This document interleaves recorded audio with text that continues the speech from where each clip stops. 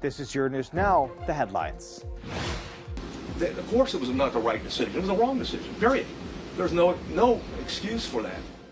A Texas official says police should have entered the classroom where a teenage gunman was on a deadly rampage. The on-site commander believed the children were not at risk in spite of repeated 911 calls from inside the school. President Zelensky says Moscow is turning Ukrainian cities into ashes as Russian troops are making advances on several fronts in the Donbas region. It's the last days of the Cannes Film Festival this weekend. We'll tell you about one film you don't have to return to sender as it's got festival visitors all shook up. And in The Cube, we take a look at the online abuse directed at Amber Heard as her defamation case with Johnny Depp concludes. Hello and welcome to the program. I'm Per Bergfors Nyberg. 19 police officers responding to Tuesday's school shooting in Uvalde, Texas, stood outside a classroom for more than 45 minutes before entering to confront the gunman, state officials say. Texas Public Safety Director Steve McCraw told reporters that the on-site commander believed the shooter was barricaded in the room and that the children were not at risk. He also wanted to wait for more equipment before rushing in. This was a fatal mistake, McCraw said. Of course it was not the right decision. It was the wrong decision, period. There's no excuse for that. But again, I wasn't there, but I'm just telling you, from what we know, we believe there should have been an entry at that as soon as you can. Hey, when there's an active shooter, the rules change. Our reporter Ray Suarez is following events from Washington, D.C. He says the community's grief is turning to public outrage as the facts from Tuesday's shooting and the police response are revealed. As we learn more about the situation that morning in Uvalde, Per, it's more likely the rage will grow rather than diminish. You just heard the Texas Director of Public Safety say it was the wrong decision. What he's referring to was the decision to treat this not as an active shooter situation, which calls for a certain kind of tactics, a certain kind of response, but as a barricade situation. This shows a shocking lack of coordination because they were receiving, as you say, 911 calls from students inside the classroom with the gunman as early as 15 minutes after he entered the school. They knew, someone knew, the 911 operator knew, that there were many dead inside the classroom and still many children hiding out.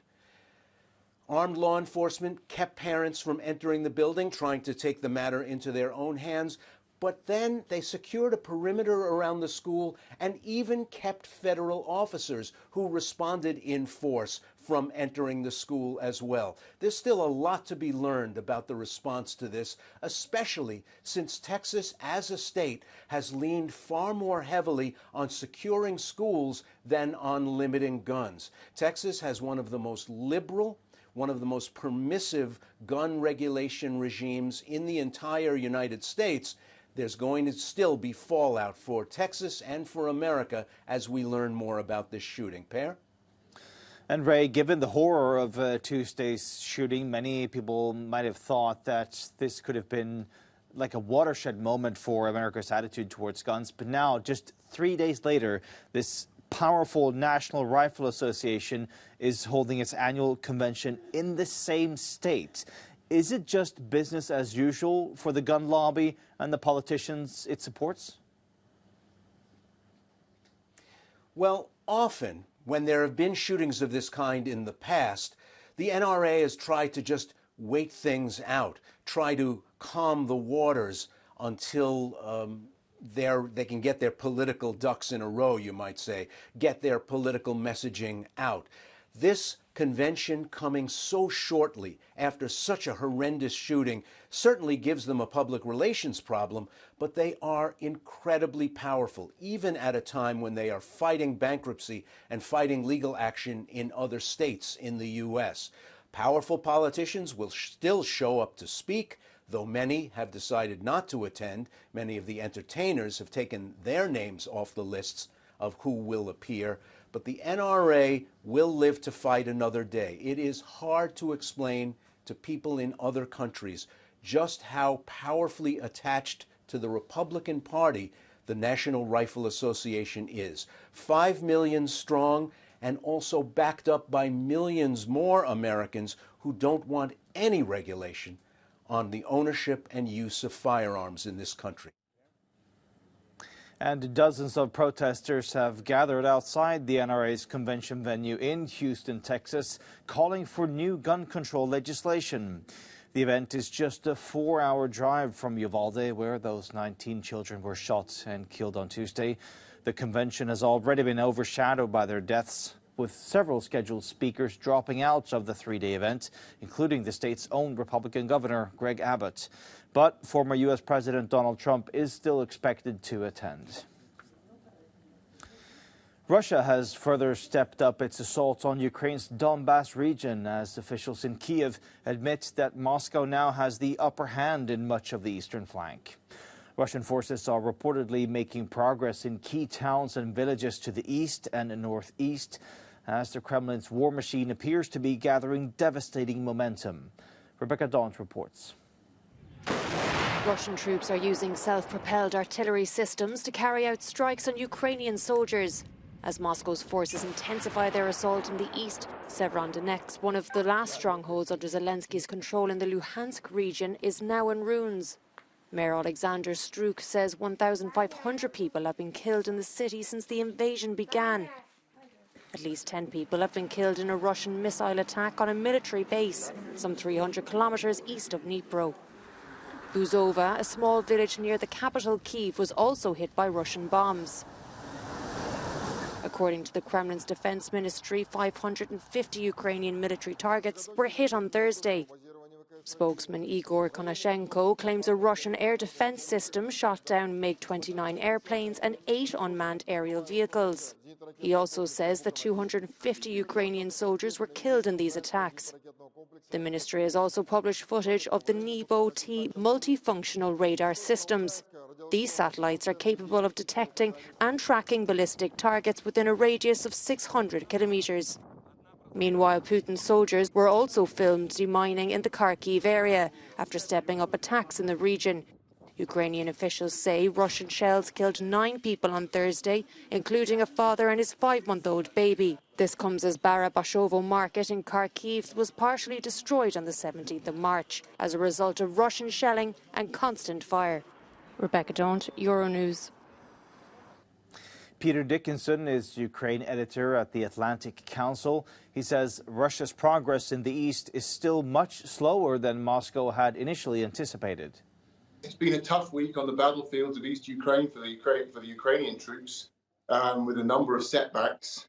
It's been alarming for many Ukrainians after a period where the country had performed much better than actually anticipated by many outside the country and also within Ukraine.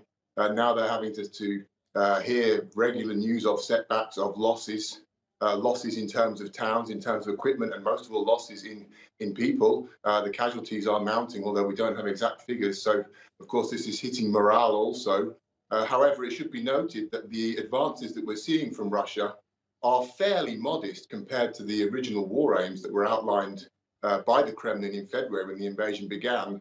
They're on a very local level. We're talking about advances of a few kilometers per day, whereas the initial plan was to sweep into the country and take over the entire Ukraine, or perhaps half the country, an area larger than many European countries, whereas now it's inching along. So very bad news from a Ukrainian point of view, encouraging for Russia, but perhaps also worth keeping in perspective. Now, Zelensky has warned that Donbas may be left uninhabited by these Russian advances. And we've also heard from the Kyiv School of Economics today. They released a new report stating that the total economic loss for Ukraine could be as high as 550 billion euros or more.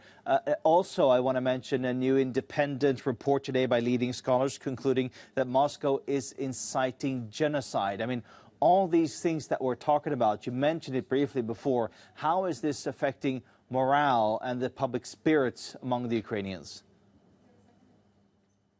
Well, the economic losses that Ukraine has suffered so far are catastrophic. There's no two ways about it.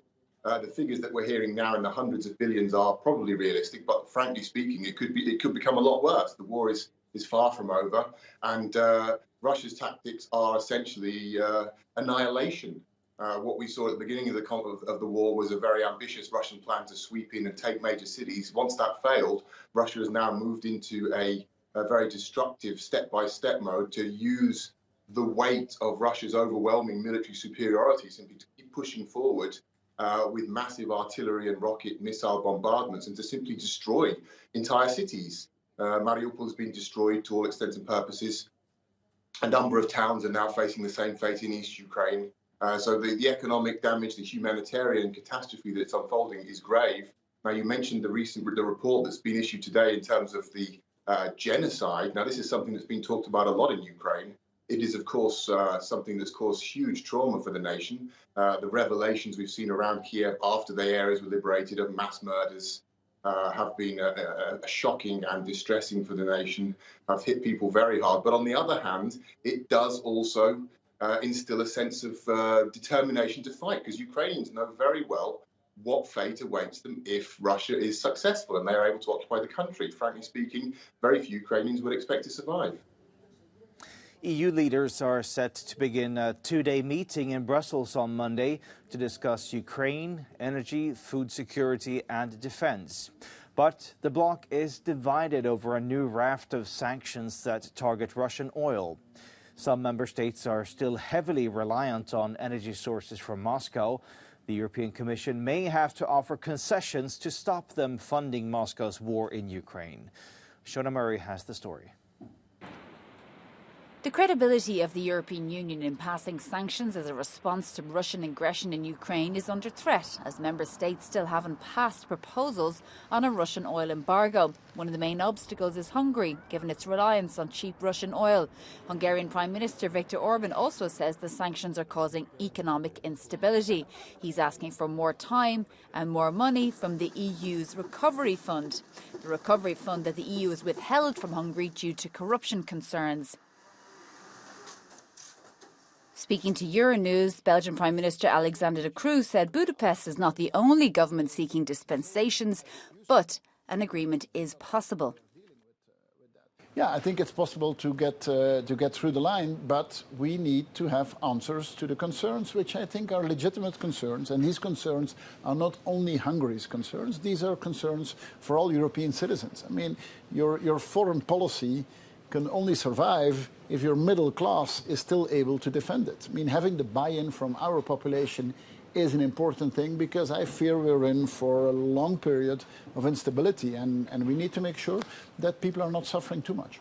Among the other countries asking for financial help is the Czech Republic, Slovakia and also Bulgaria, who had its gas cut off recently from Russia. You cannot build an oil refinery overnight or create a new pipeline overnight. But nevertheless, we as Bulgaria would fully support an overall consensus. We just want to have the special derogation until the time we can manage with the alternative. But we've also shown that we've been very hard on some of the measures that have been taken already, including the freezing of the bank reserves of the Russian Federation. The Russian war in Ukraine and oil sanctions will dominate a summit of EU leaders on Monday and Tuesday. But EU sources say they won't alter or dilute the package in a way that will undermine its strength. Just in order to pass it, they say they'll take as much time as is needed to reshape it to ensure it targets lucrative revenues for Russia. Shona Murray, Euronews, Brussels.